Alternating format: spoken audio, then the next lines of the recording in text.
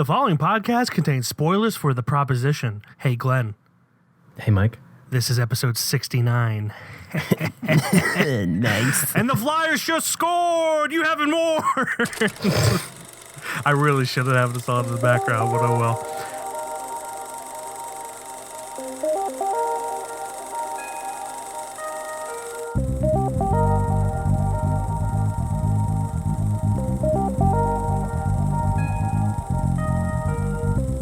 What's up, everybody, and welcome back to another episode of KFR News Radio. This is your host, Glenjamin Button, along with your host, Miguel Magusto, for the second time. I'm having deja vu here, Glenn. It's like we did this yesterday. It's like we recorded this yesterday in my car, and my stupid, dumb mic brain didn't check to make sure that the microphone was recording.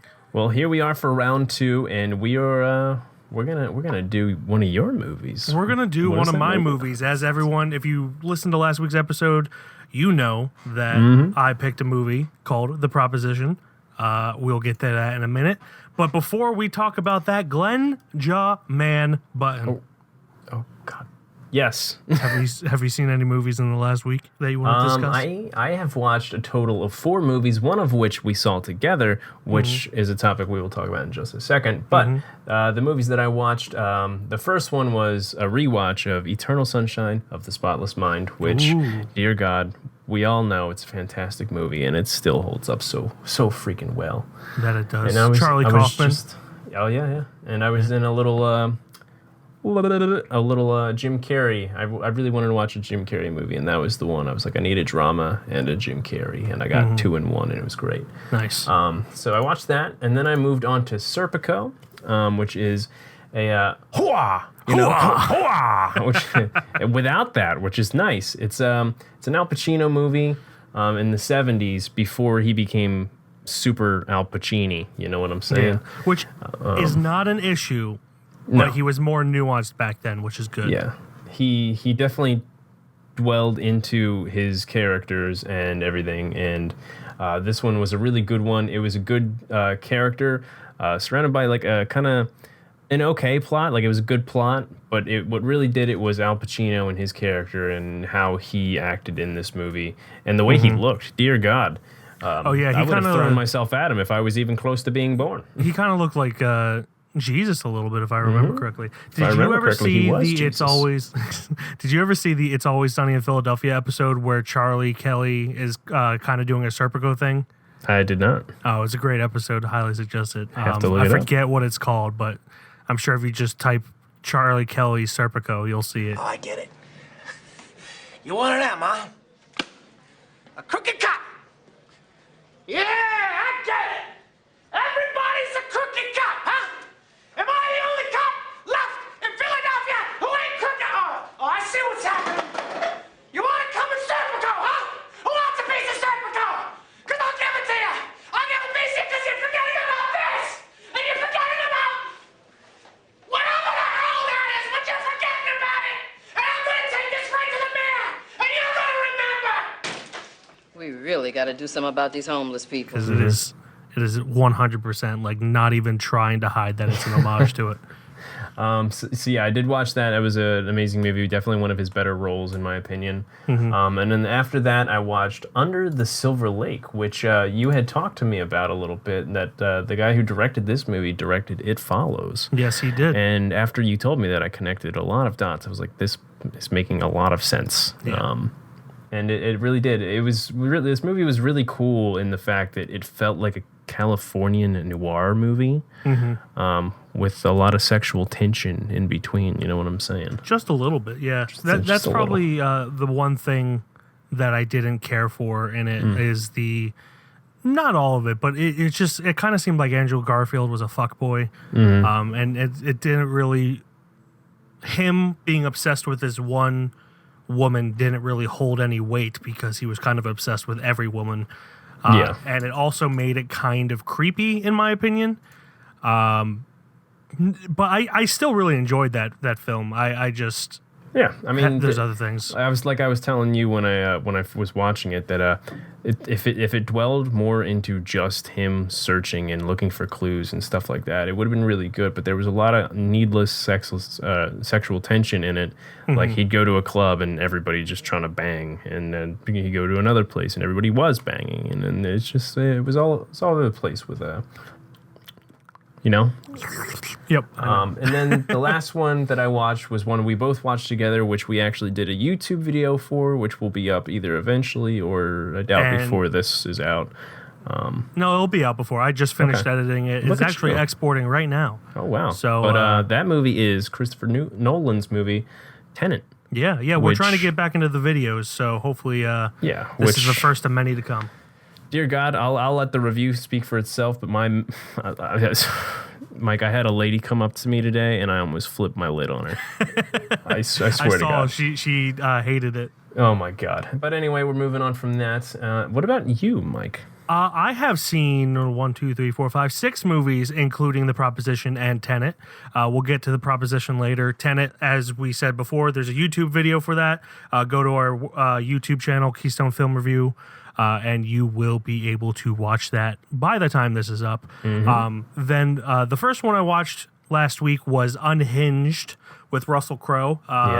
It's doing really good business. Yeah, it's doing really good business. It was steadfastly always preparing itself to be the first movie back once theaters open. Yeah. Every time AMC and Regal announced an opening date, Unhinged was there. It was going to open the day that they opened. No matter what, it was for sure going to be. No matter day. what, and it stuck to its guns. It opened, and while this isn't a great movie, I do kind of respect the fact that they did that.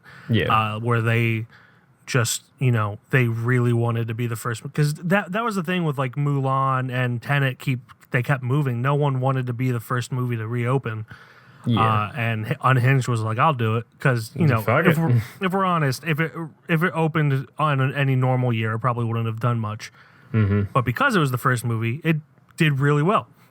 And the movie itself, it's okay. It's entertaining. It's a good popcorn movie. Good way to spend 90 minutes. Russell Crowe was really good in it. But other than that, it's not much to write home about. I believe Jimmy Simpson. Is it Simpson? Oh, Jimmy Simmons? Oh, I gotta look it up now. What's his name? He plays one of the McPoyle brothers in It's Always Sunny. Jimmy Simpson. Yeah, Jimmy Simpson. I was correct the first time. He's in it. He's completely wasted. He's only in it for a scene, and I really feel like they should have had him in more. But yeah, it's all right. If you want to spend 90 minutes, spend 90 minutes watching Unhinged. Not, it's not terrible. It's not great. Then I watched a movie called She Dies Tomorrow. This has a lot of really mixed reviews online. And I can see why. It seems like a either love it or hate it movie, unless you're like me, where I appreciate it for trying something different. But it didn't really do well, in my opinion. It didn't hit home. It's essentially about this woman who just knows somehow that she's going to die in 24 hours, and just kind of her coping with that. She's drinking heavily, partying and everything. But then everyone she comes in contact with gets that same disease. It's kind of like It Follows. When we recorded yesterday, you kind of made the connection where, they're not having sex. It's just like they come in contact. It's a 24-hour thing. Yeah. And it creates some really good situations and scenes that way, but it's it's not amazing. It's not extremely well done. It's just it's interesting. It's an interesting watch. Yeah. Then I saw The Proposition. We'll get into that in a minute. Then I've watched The Personal History of David Copperfield, which is directed by Armando Iannucci, who did Veep and Death to Stalin and other such films with that dry, witty sense of humor that he has. And I really enjoyed it. It's a nice, fun movie. It feels more like a play where, it's not meant to be super realistic or anything. It's just kind of having fun with it. Everyone has family members that aren't the race that they are, which is great. It's Dev Patel is David Copperfield, which is, Dev Patel is one of my favorite actors. I feel like he is underrated for how good he is. And no one can act depressed as well as he can, in my opinion. He's really good at being depressed. So that is the personal that is the personal history of David Copperfield. Then I watched Darkman with Liam Neeson, directed by Sam Raimi. It's Sam Raimi kind of showing that he could do a superhero movie. This movie made me realize I'm not really a big Sam Raimi fan. I mean, I always had suspicions that I wasn't a big Sam Raimi fan because I don't love The Evil Dead as much as everyone else does. Of course, we talked about this yesterday. The only movies of his that I have actually watched were The Evil Deads and the Spider-Mans. But other than that, I don't know much about his history. What's crazy is I'm one of the few people who actually really liked the new Evil Dead more than the originals. I could see that. Hot take. I mean, I didn't. I liked The Evil Dead, and then The Evil Dead 2. I don't understand why people like it. It's just the first one. I know that's kind of the point, where it's the exact same plot of the first one, just with a bigger budget. But it's just, I didn't care about it the first time, so why would I care about it the second time? That's just me. If you love Sam Raimi, you're more than welcome to love Sam Raimi. Yeah. And this, I wish... Welcome to your opinion. Yeah. This one, I wish that they were more serious than they were cartoonish, and they were very cartoonish. And then the last movie I watched is Tenet, which we've already been over. So that is it for the films that I watched this week. Let's get into some news. We got some news for you. Mostly sad. Yeah. Sad. A lot of sad news. I'm going to jump into the lighter-hearted version of the sad news, which we found out this week, especially the last 2 days. Today was one thing, but 2 days ago we found out Dwayne "The Rock" Johnson tested positive for COVID, him and his family. So he brought out a message for like 10 minutes saying, hey, we're all in this together. We all have to fight for this. We all have to fight against this specifically, not fight for it, but we're going to fight it. Yeah, do your best to do what you can to not spread it. And then this morning, I think a lot of people found out, I don't know if it was this morning or last night, but a lot of people found out that Robert Pattinson has also tested positive for COVID, which is going to put a delay on The Batman for at least 2 weeks. So yeah, there's COVID news. Beep, beep, beep, beep, beep, beep, beep. COVID news. Same shit, different day. So just do what you can. Yeah. Just be safe with it. Be wear a smart mask. about it's not it. that big of a deal. Just wear one. Just do it. Just do it. And then we got into the sadder news. Sadder news. So the day before the last episode came out, there's news that Chadwick Boseman had passed from colon cancer, and it kind of hit everyone very hard. He had a very private life, so not many people knew this information. Kevin Feige and them put out a statement said we knew nothing about it until after. Yeah, and I really hope for a day where celebrities can kind of go through that and go about it the way they want to and not have it be everywhere.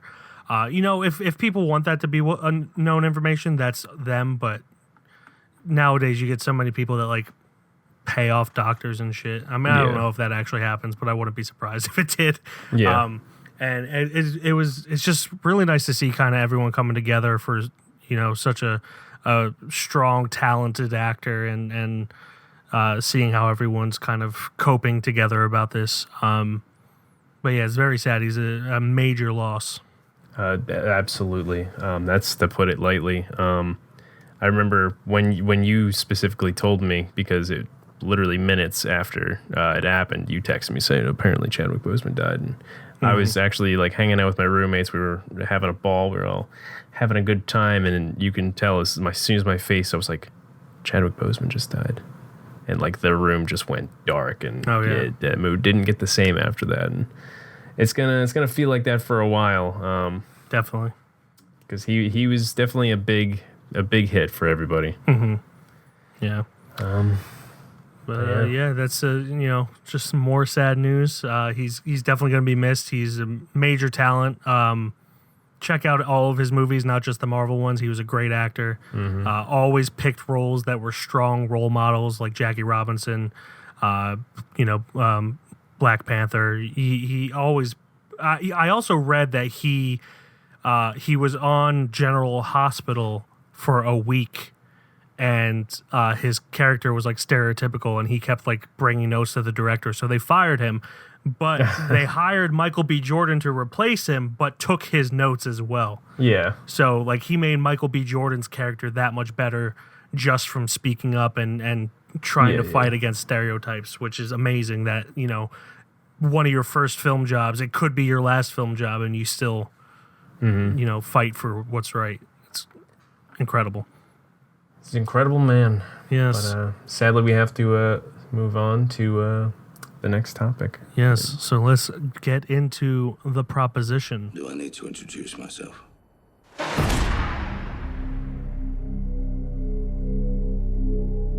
I've kept company with bad men all my life. I wish to present you with a proposition. I suppose I told you there was a way to save your little brother Mikey from the noose. Suppose I gave you a horse, a gun. So what is it that you want? I know where your brother Arthur Burns is. It is a godforsaken place. You want me to kill me, brother? I want you to kill your brother. Word has it, you promised those animals who raped Eliza Hopkins a pardon if Charlie Burns brought back his brother. Arthur Burns is a monster, an abomination. It is he who is responsible for this outrage. Your brother's come to kill you. I can help. You can help me. A lawman apprehends a notorious outlaw and gives him 9 days to kill his older brother, or else they'll execute his younger brother. Written by Nick Cave, directed by John Hillcoat, starring I lost it all. Guy Pearce. Guy Pearce, Richard Wilson, Ray Winstone, Danny Houston, Emily Watson. There's other people in here. David Wingham, I believe his name is in here. And yeah, it is an Australian Western, which, it's a great thing to see Westerns that aren't from the country of the United States. It's just nice to see how other countries put their spin on Westerns. It was actually funny for like a good portion of this movie. I didn't actually know it was even in Australia, because that's how good of a Western it was. You didn't even realize that it was in Australia. Yeah, and everyone has like either a British or a Irish accent, which back in the 1800s in America could have been a thing. Yep. It's not like it is today, where most people just have the I forget what the main American accent is called, but it's essentially the one that people learn just from watching TV. And it's true.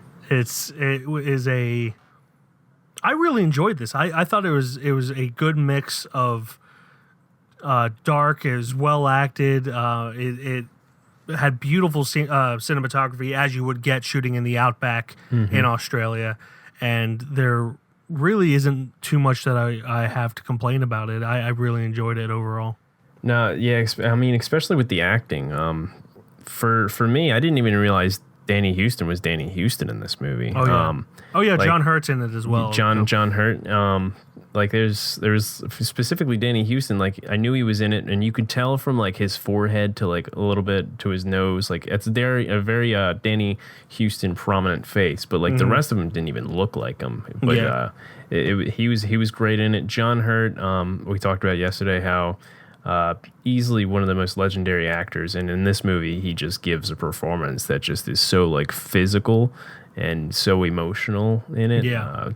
And he's just a drunk dude who just saw a bunch of shit go down. Yeah. And he's really not in it for that long in comparison to the he's in it for maybe a good 10 minutes. 10 minutes, and he really leaves his mark. Yeah. It's incredible. My favorite thing about this film, it's essentially kind of a revenge movie mixed with a redemption movie, and those movies so very often are just violent. And not that there's anything wrong with that, there's sometimes it's fun to watch violence, But the thing I loved about this is that it shows the consequences of violence, and it does not let any character get gratification in said violence. And if and when they do, which I don't recall any like prominent character reveling in the violence, but if and when they do, they pay for it. It's something that you don't really see much. You just see, you know, even movies like John Wick, there's no real consequences for the violence for John Wick. Not that there's anything wrong with that. That's a popcorn movie. That's a fun movie. It is what it is. It doesn't try to be anything more. But this was just really refreshing to see that change throughout, especially coming from Nick Cave, who's a great songwriter and always paints like a beautiful story with his songs. Yeah, absolutely. And I really enjoyed like the tenderness in a way where there wasn't really a solid 100% villain. Everyone had redeeming qualities and everyone had negative qualities as well. Yeah, you had a lot of humanity in it. There's like for instance the captain, who's for some reason IMDb has it so Ray Winstone. Okay, so Ray Winstone is he's the captain, and everybody is like, he's not punishing this man who destroyed this family, raped and pillaged this family. This guy needs to pay for it, and Ray was just like, "No, you're going to regret that if you do." Like, nah, son. So he was like kind of the head on the shoulders here, for this town trying to get revenge. And here's the moral compass. For them. So when he finally caved in and just let them do what they wanted, they just started lashing the shit out of this man. And they were supposed to get to 100 lashes, and they only, like, they made it seem like they were going forever, but they only got to like 30, 36 roughly before. Like 38 before was the highest town, number I remember. Yeah, before the town actually started feeling like bad about what they were doing. Like it wasn't what they were hoping for. Like there was humanity there. Although they had done the deed, and sadly the kid had died after, even though he really didn't do anything. He was just a part of that group, and him and Guy Pearce, they were brothers, tried to run away from that. They still sadly suffered for what happened. Sadly, but unsadly, I don't really know. It's complicated. It's not. Yeah, it's a complication. There is no real feeling of justice in this, which I loved personally. And to go back to that whipping scene, it was kind of brilliant the way they did it. They edited it like a montage. They kept cutting it back and forth between what Guy Pearce was doing and the lashing, and you really did feel like they were close to 100. Like it felt like it was going on forever, and then they go back and it's like 38, 39. And it's just, you're just shocked. Like I audibly went, "Oh my God." Like kind of that nervous laughter in a way where like I was just shocked that they were only at 38 or 39 because it felt they really made it drawn out. And then it'd be interesting to count the lashes, like, because you hear the sound. It'd be interesting to hear the sound and count that to see how high it is. But I really wouldn't be surprised if it is only in like the 30s or low 40s. Yeah. And then to touch more on that note of the humanity, at the end, when Danny Houston's character and his little posse go fuck up the captain's family. I don't know why I laughed. It was just, I think it was just the way he said "fucked up." They're fucked up. When they went to go wreck their shop, Guy Pearce at the end, he comes back after his brother died, the one that got lashed. Comes back and basically saves the captain and his wife from being raped and just fucked up themselves. He did that one on purpose, didn't he? Yeah, I did that one on purpose. So he kind of saved their lives, even though they basically just killed his brother, and there was the humanity there, and then he killed his brother, Danny Houston, and he just moved on with his life. Yeah, and that was kind of the great thing about Guy Pearce's character. He had this arc that didn't seem like that broad of an arc, Because the movie opens with him running away from his older brother because he knows of what he does, but you don't really see the change because it's just how it opens. Yeah. And he ends more or less the same way, but instead of running away, he made a decision to end it. And he had this struggle the entire time between like what's right, what's wrong, and ultimately made a very difficult decision that most people would just see red after their brother died. It's knowing, at least from his mind, like he doesn't know that the Ray Winstone's character tried to put a stop to the lashing, but all he knows is that his brother was whipped in prison. Yeah.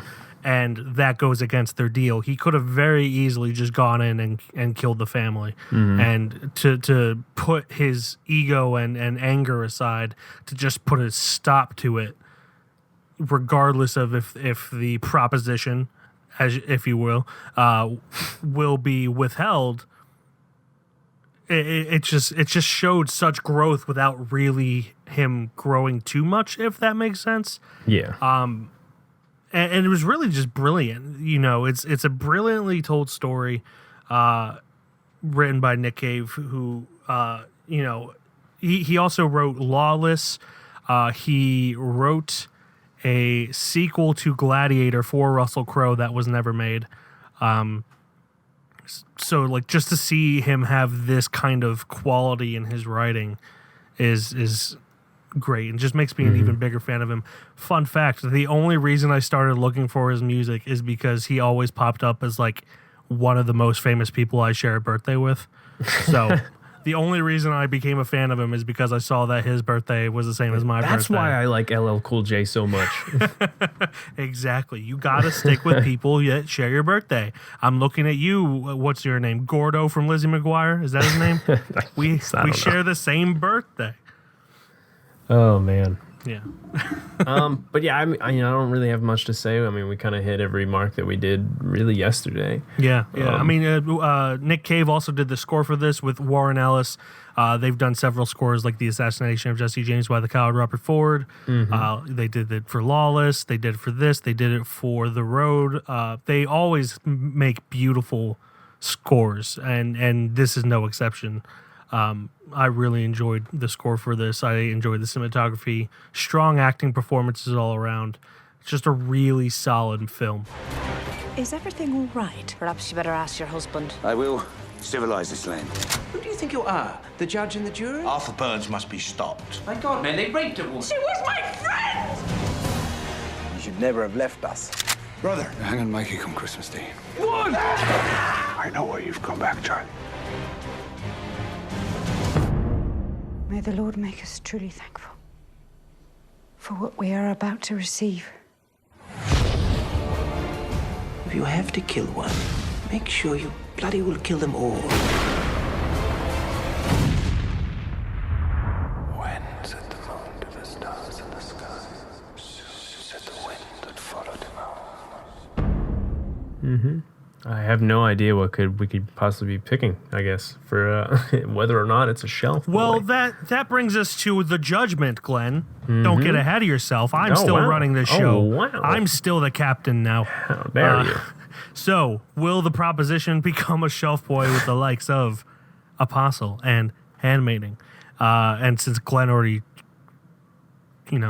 said it, yeah, it's going to be a shelf boy. Thanks a lot, Glenn. There's no tension now at all. I'll show you some tension, Daddy. Yeah, it's a shelf boy. There's really no contest. It's a great movie, great film. Great and you had seen it before. Did you bring that up this time? I didn't even point that out. So, funny story. It's because I said that yesterday. I totally forgot. Yeah, I remember. I was waiting for you to bring it up. So. Yeah, so I was watching this movie. I'm like, everything feels so familiar about this movie. And it finally got to the halfway point. I don't know what scene triggered it, but I was like, I've seen this fucking movie. And just sat there in awe. And I'm like, oh, Mike's going to love this. He's going to eat this shit up. So that's two movies now where like I was like, oh yeah, sounds like an interesting movie. My ass watched it.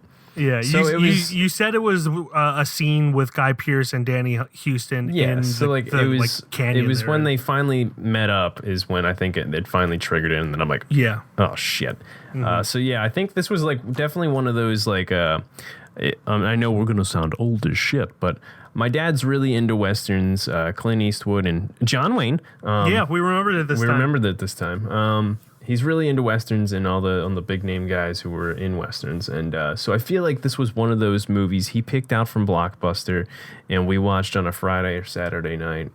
But God, I miss don't know. Blockbuster. God, where is Blockbuster God. other than And that when you, one? when you were picking your movie, we were talking about that, like how much better it would be if we just had Blockbuster. Life just feels good when there's a Blockbuster. God, I fucking love Come back, Blockbuster. Please? Can we have just a rich person who doesn't need money to just put money into a Blockbuster Even if chain? it was like a streaming service, like come back, Blockbuster. Yeah. Actually, I can't handle another streaming service. Yeah, they tried to have a streaming service. Did they? Yeah, Oh, like man. right. Well, no, they tried to do a delivery service. I'm sorry, kind of like Netflix. They tried to do that. I think they went under before the streaming service happened. Bastards. But yeah, Blockbuster, you're in my heart forever. And now on to some plugs, shall we? Now on to plugs. Proposition makes Onto the Shelf along with Apostle and The Handmaiden. And that brings us to our plugs for this week. Since it is my pick, I will go first. So there was a commercial series for, I believe it was NBC Sportsnet was going to start showing Premier Football League games, like the English Soccer League games on early Saturday mornings, I think it was. And they had Jason Sudeikis play a football coach that got hired accidentally as a soccer coach. Excuse if any Brits are listening, excuse the use of the word soccer. We got it from you, so calm down. Aggressively, calm down. But so yeah, that there was a commercial series with Jason Sudeikis. He was an American football coach and became a Premier League soccer coach, and it was a funny series. And then Jason Sudeikis was like, why don't we make that into a show? And everyone was like, another show based off a commercial. But guess what, motherfucker? This, I don't know what's so aggressive now. This is actually really good. You still watching Flyers? It's in an intermission right now. But I was going to say, that makes sense then.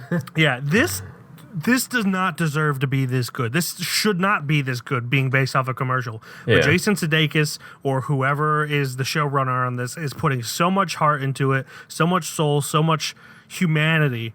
And it is just a fantastic show for being, not even just for being based off a commercial. It is just a great show in general. And the fact that it is based off of a commercial series is mind-boggling. So that is Ted Lasso on Apple TV+. Oi, mate, there's you. I believe it is.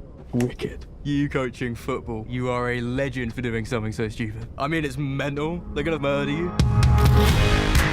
This is a bit of news from the other side of the Atlantic. AFC Richmond announced the hiring of their new manager, American football coach Ted Lasso.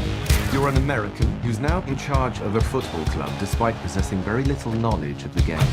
Oh! I know that AFC Richmond is going to give you everything they got, win or lose. Or tie. Right, y'all do ties here. Did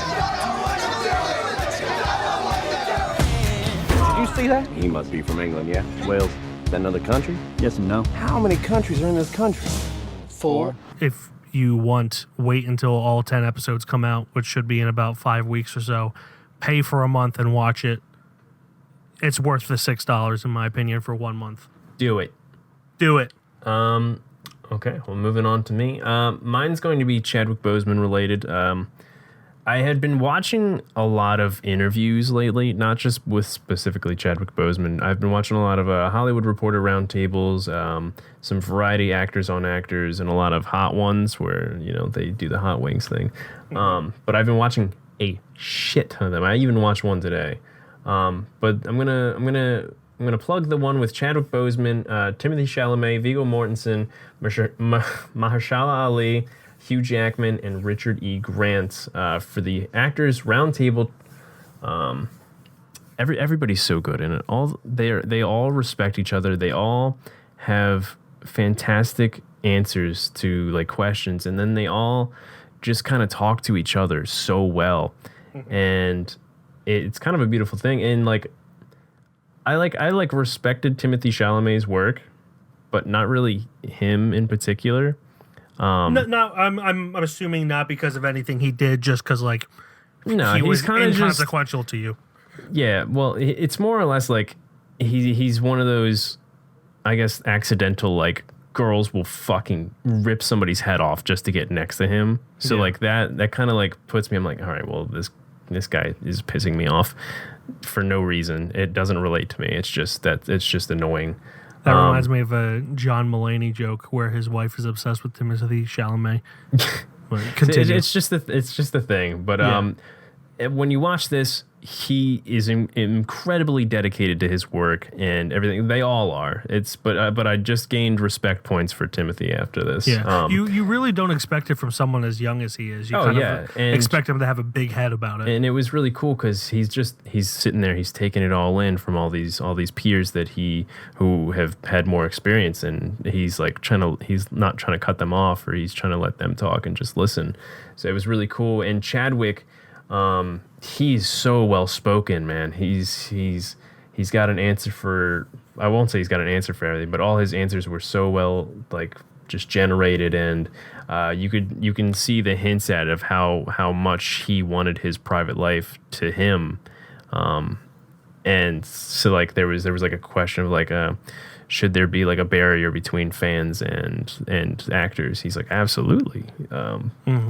Just like I gave them the art, and like as like an autograph, like sure, I'll do it, but like I don't have to do it. Like like I love you. Like there's no disrespect there, but like when I'm out and about, like that's my life. And he, like it after his passing, obviously it just kind of hits home harder. Definitely. And that is a thing a lot of people need to remember, is that, celebrities are people. They don't owe you anything. They're doing a job. They're not doing it for you. They're doing it for themselves, and then you just happen to like it. So, yeah, they don't owe you anything. Yeah, sure, you buy tickets. You're not the ones paying them millions of dollars. Like, just stop it. Yeah, so that is going to be paying them $10 a movie that they do. So that's going to be the Hollywood Reporter Actors Roundtable with all those people that I named. In some ways, you have a journey that you have charted before you ever got to set, and you remember these experiences that they're talking about. That's what makes it. It's like you had an intimate moment with Mahershala, with Hugh, and you're like, no, I remember that day. Like, I remember what was going on that day. When you see the movie, you remember. I remember the connection that we had. So if I see a first cut and I'm like, you didn't capture, you didn't capture what happened. And I know you got the shot because you were close enough. I saved this emotional part for this moment. You've done all that. You've like, I didn't give it to you on the wide. I gave you a little bit on the medium. When you got close, I was like, oh, now I'm gonna give it to you. You did all that stuff.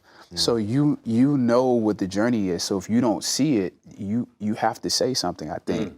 Hopefully you've chosen the right team of people around you. You've chosen the right script, the right director, right producers, and they have good opinions about this, and they're going to make it work better. Yeah, sounds great. On YouTube. So those are our plugs for this week. That brings us to our assignment. One thing that you guys are going to miss is that Glenn did not have a movie picked yesterday, so silly me. I was going to insert Muzak while he picked one, but but now we don't have to, because now I have one. Yeah. And all right, so for anybody who's not older than 18, get the hell out of here, okay? Because this is an R-rated movie. This is an R-rated movie. Hey, 17-year-olds can see R-rated movies. Oh, that's right, they can. I just don't know numbers. I don't know numbers good. All right, I thought it was going to be NC-17 for a second. So this is going to be a rated R film on Hulu. As if the last 5 movies we've done have not been rated R. Called Mom and Dad. Mom and Dad. And this has Nick Cage in it. So this ought to be some delicious treat.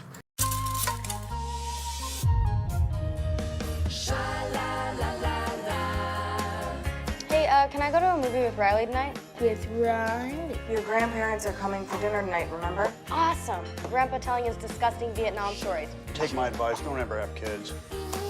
Everything just revolves around you, doesn't it? Yeah, whatever.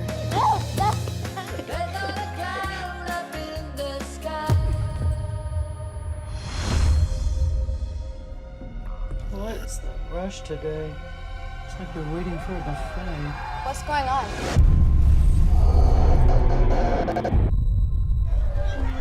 Is that McKenna's mom?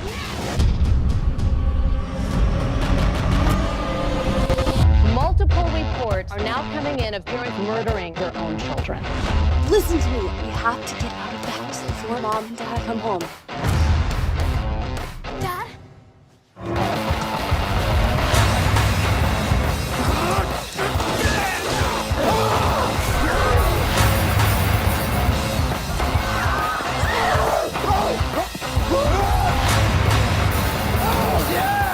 Your right foot in, you take your right foot out, you do the hook in, you.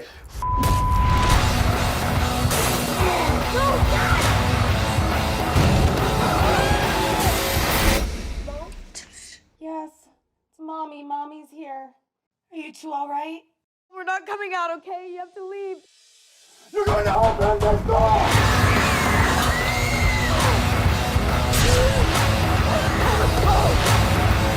This is a really great idea, honey. I forgot your parents. That was tonight.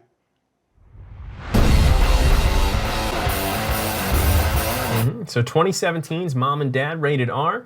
A teenage girl and her younger brother must survive a wild 24 hours during which a mass hysteria of unknown origin causes parents to turn violently on their own children. Directed by Brian Taylor, written by Brian Taylor, stars Nicolas Cage, Selma Blair, which is quite a name, Ann Winters, and a few others. Selma Blair, she has some form of neurological disease. She, for those of you who don't know, she's in the original Hellboy movies with Ron Perlman, and has been fighting a disease that essentially has rendered her like unable to walk without assistance. But she has such a great attitude about it. I'm sorry, seeing Selma Blair got me really excited about it. But yeah, Selma Blair she's a G. And I'm really excited to watch a movie with her. That I thought she stopped making movies a while ago, but this is from 2017, so. Yeah. So, get ready for that. There you go. Mom and Dad, where can we watch that again? On That is Amazon going to Prime? be strictly on Hulu. On Hulu. Mom and Dad on Hulu. That is the assignment. That's the word I was looking for. Assignment for next week. Thank you, everyone, for listening. As always, you can check out our website, KeystoneFilmReview.com, on Instagram, Keystone_Film_Review, on Instagram, Keystone_Film, on Facebook, Keystone Film Review, on YouTube, Keystone Film Review, and on Letterboxd, I'm Mike KFR. And I am Glenn KFR. And that will do it until next week when we watch Mom and Dad. Mom and Dad. I don't know why I'm talking like this, Billy. Jimmy Bob, is that you? Jimmy Bob. I'll tell you what. Okay, before we stop, please stop. Bye. See ya.